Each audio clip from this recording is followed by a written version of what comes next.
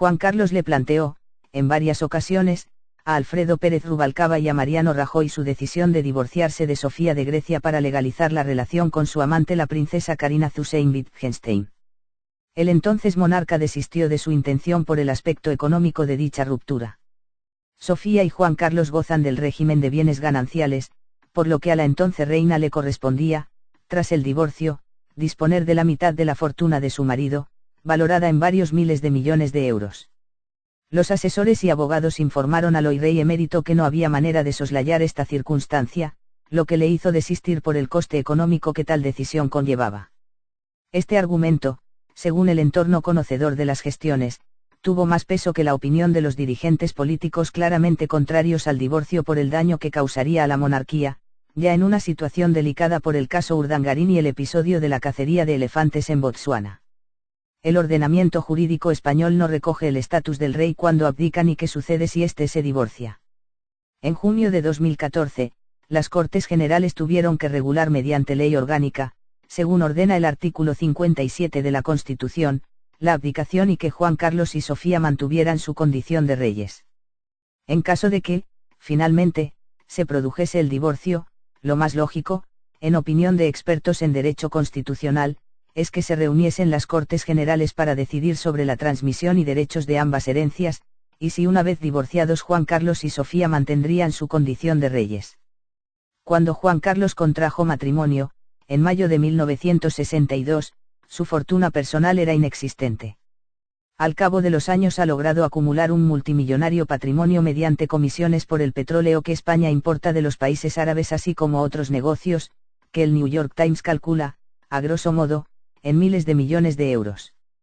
El problema, a juicio de las citadas fuentes, es que en un matrimonio roto desde hace bastantes años las posiciones están muy enconadas.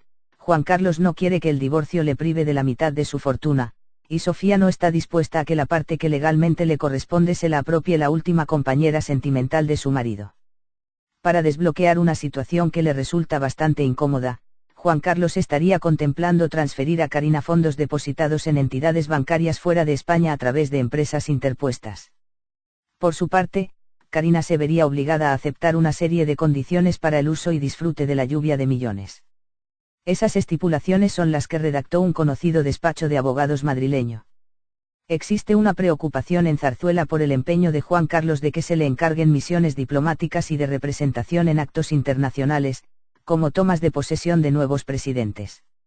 Y sobre todo, que sea designado para representar a España en misiones económicas en el Golfo Pérsico, donde su figura es muy respetada por las familias reales de esos países.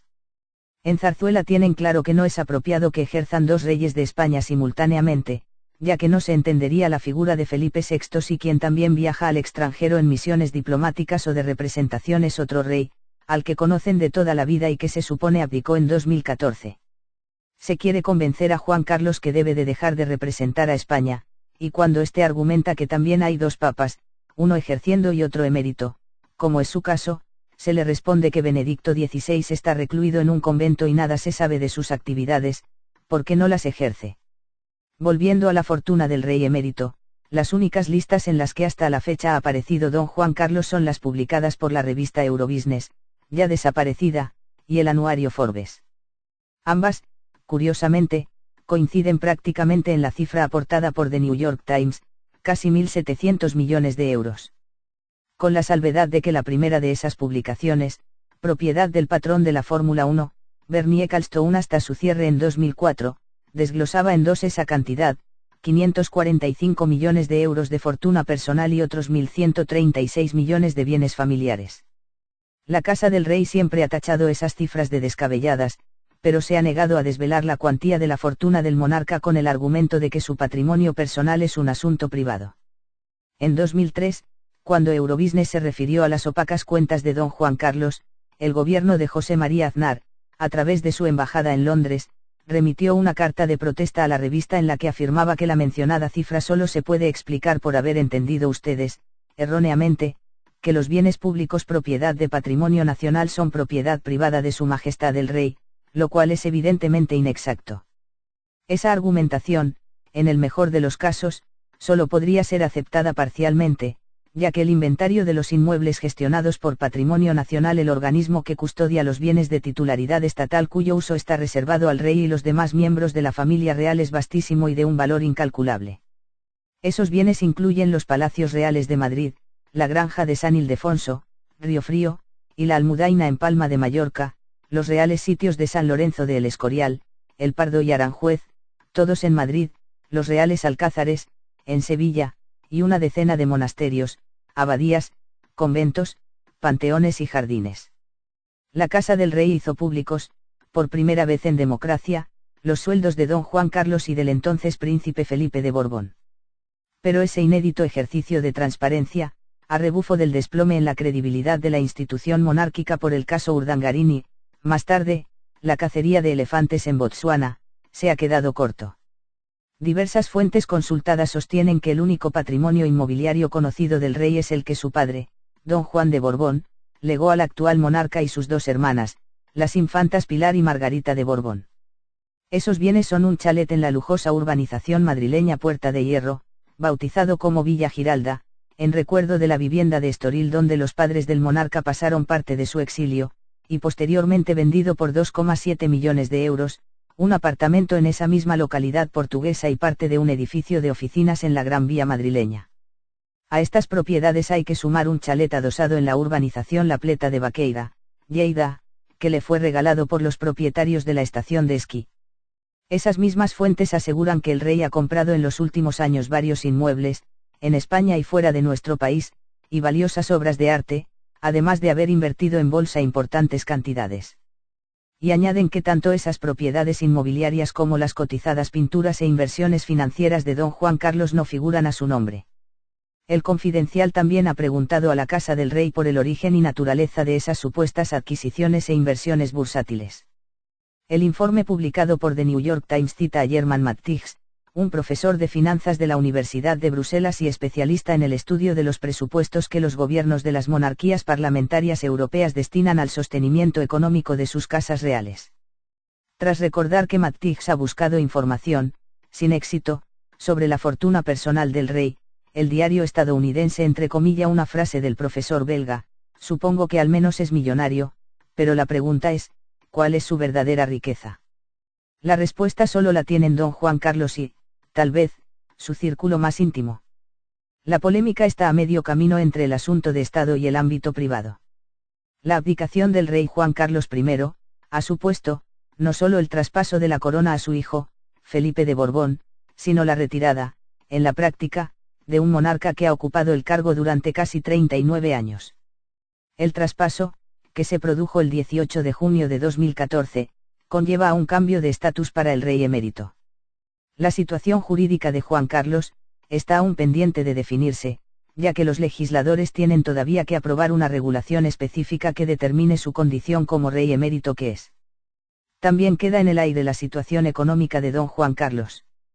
Las cuentas de la Casa del Rey y sus propiedades se han visto históricamente envueltas en un halo de secretismo, auspiciado por la inviolabilidad que le concede la Constitución española y por la negativa de la Corona a publicar sus cuentas. De hecho, no fue hasta finales de 2011 que la institución se decidió a publicar y desglosar su presupuesto por primera vez. No se contabilizaban, no obstante, otros muchos gastos asociados a la Corona, como los viajes al exterior, la seguridad o los coches oficiales, que están asignados a partidas presupuestarias de otros ministerios como Defensa, Interior, Exteriores, Economía y Hacienda y Presidencia, entre otros.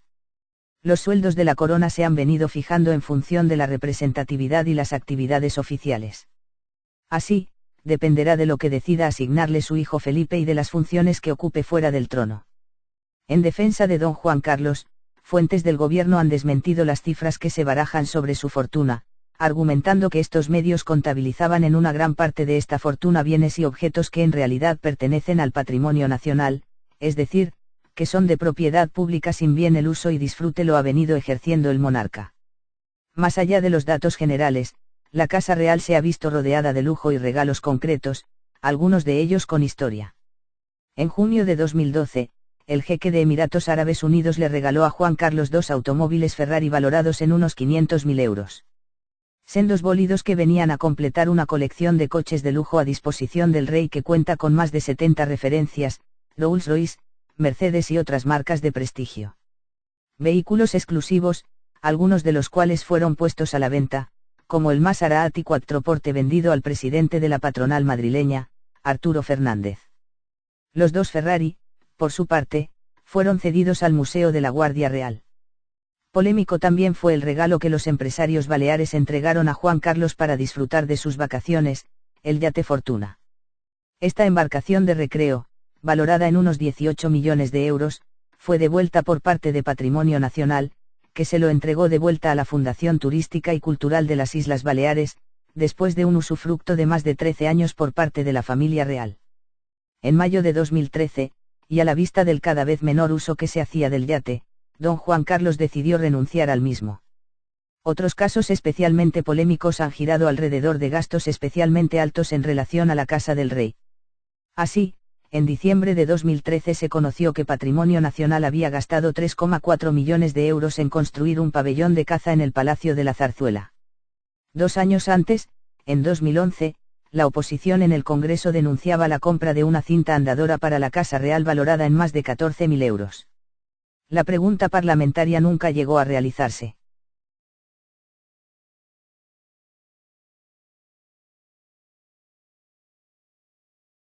Que causaría a la monarquía, ya en una situación delicada por el caso Urdangarín y el episodio de la cacería de elefantes en Botsuana.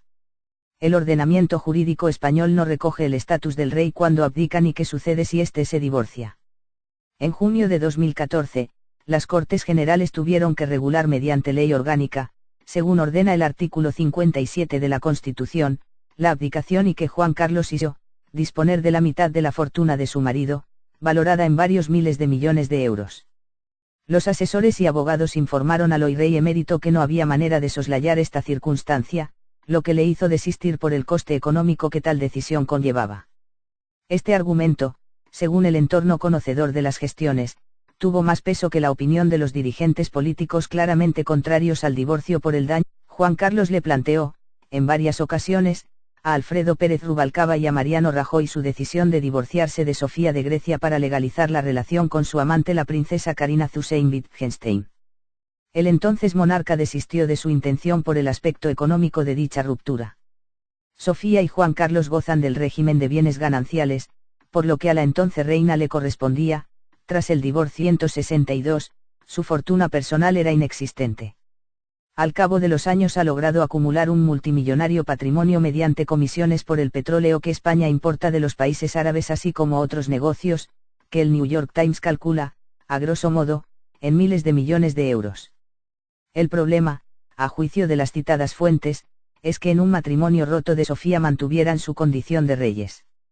En caso de que, finalmente, se produjese el divorcio, lo más lógico, en opinión de expertos en derecho constitucional, es que se reuniesen las Cortes Generales para decidir sobre la transmisión y derechos de ambas herencias, y si una vez divorciados Juan Carlos y Sofía mantendrían su condición de reyes.